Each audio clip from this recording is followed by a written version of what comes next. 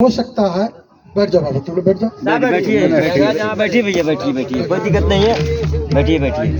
कोई बात नहीं है, सही बात गीत बात है गाइएगा। अगर हो सकता है, यह गुरु रविदास जी और बाबा साहब और भगवान बुद्ध के ज्ञान से अगर एक शब्द भी हृदय में आपको प्रवेश कर गया और आपका हृदय परिवर्तन हो गया, तो आप तो बदलेंगे ही बदलेंगे, आपके घर के सारे परिवार भी बदल जाएंगे। सही बात है, क्या सही है रे? सही बात है बाबा।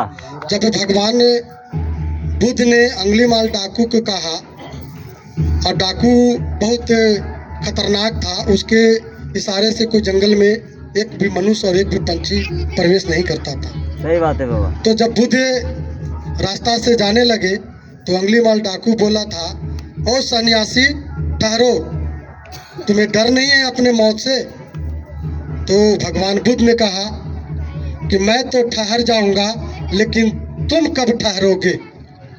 यानी जो तुम हत्या कर रहे हो, उंगली काट करके माला पहन रहे हो, तुम कब ठहरोगे, जरा तुम बताओ।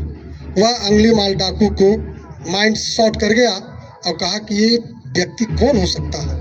आज तक किसी ने जुर्रत नहीं किया हमें ठहरने का जवाब लगाने का, ये कौन सन्यासी हो सकता है? वो दिमाग बड़ा विचलित होते गया। उसको लगा कि ये जरूर कोई न कोई महान व्यक्ति होगा। इसका बहुत लंबा कहानी है, आगे कभी बैठेंगे तो मैं बताऊंगा। और अंगुलीमाल डाकू ने उस बुद्ध के ज्ञान जो है सुना कि जब तुम किसी को मार नहीं सकते हो तो किसी को जिला नहीं सकते हो। वो कैसे कहा? वो पेड़ के पत्ता तोड़ करके लाने को कहा, और जब तोड़ के लाने के कहा, बोला तुम जाकर उसको जोड़ दो। तब उसको लगा कि ये कोई साधारण इंसान नहीं है। उसको कदम में जा करके और वह प्रचारक बन गया, धम्म प्रचारक बन गया।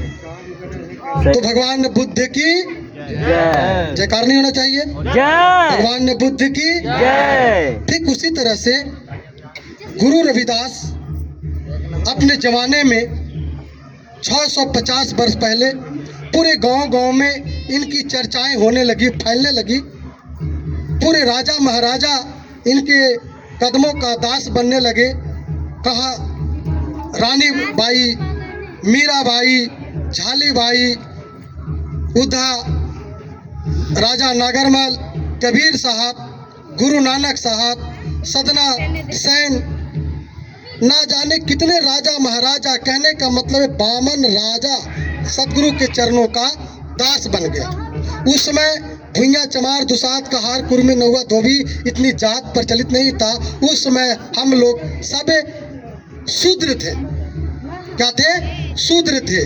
और शूद्र का उस समय मंदिर में प्रवेश नहीं था, पूजा पाठ करने का अधिकार नहीं था।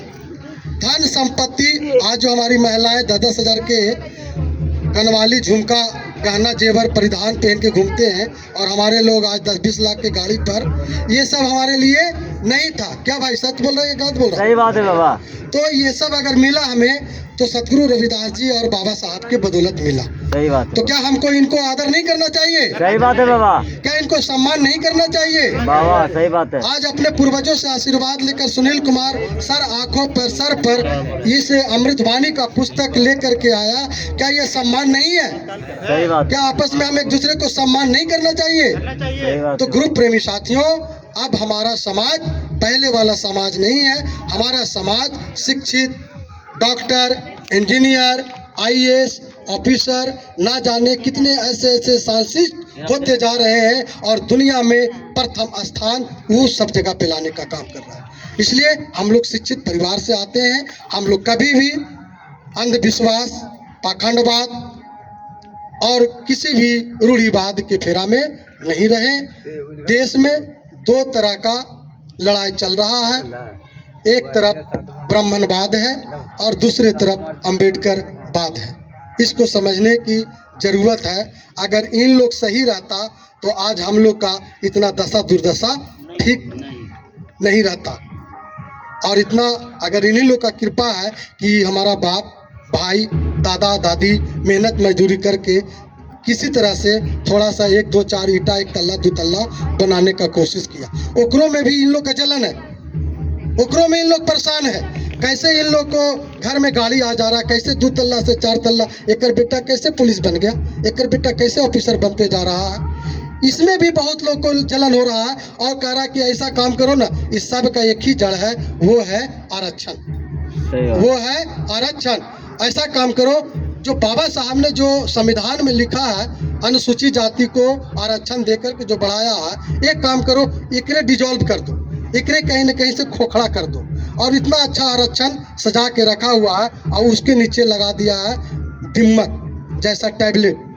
तो दिम्मक जैसा टैबलेट कौन है? वो ही लोग हैं जिसको आप बहुत सम्मान से घर में बुलाते हैं, वही लोग हैं जिसको बहुत उच्च पीढ़ा का सिंहासन देते हैं, वही लोग हैं जो आज भी आपके घर में के पका हुआ भोजन नहीं खा सकता, वही लोग हैं कि जब तक वो यात्रा नहीं खोलेगा तब तक आपका बेटा बेटी का नाम नहीं रखाएगा, वही लोग हैं जब तक आपका वो यात्रा नहीं बताएगा तो गिरी प्रवेश नहीं होगा, वही लोग हैं जब तक वो बताएगा नहीं तक भूमि पूजन नहीं कीजिएगा। तो मानते रहिए, लात जूता खाते रहिए। हमको तो बोलने का तात्पर्य था, मैं अभी बोल देता हूँ, समझ में आएगा समझिएगा, नहीं समझ में आएगा यहाँ सुनिएगा, नीचे जाके कहिए न जाने कहाँ से एगो देवानंद देवर्षि रविदास धाम के एगो महंत जी हलंतु, बड़ी उल्टा सीधा लो बोले। खास करके बहनाओं को तो और मन में दिमाग में इन्हें से सुन कर रहने जा रहा होगा कि दूध बड़ी बोले थे जरा मैकवा देते ना, बढ़िया बढ़िया गीत सुनावाइए इन लोग के सबके, हम सुनावाइए। बहुत सा तरह तरह का अश्लील गानाएं अभी घूम रही, बहुत बज रही है। अभी भी हमारी माताएं बहनें पढ़ी लिखी है, उसको जवान पर से हट नहीं रहा। कब तक आप ऐसा करते रहेंगे? इसलिए आज अगर सुनील कुमार, मैं समझता हूँ कि रविदासिया धर्म से ये पहली बार इन्होंने इस गृह स्थल पर ग्राम में तिलक उत्सव का कार्यक्रम कर रहे हैं। क्या भाई सही बात, सही है? बात है बाबा। पहली बार धर्मेंद्र बाबू, सही बात। तो मैं आशा और प्रमाण करता हूँ सच्चे दिल से, अगर गुरु रवि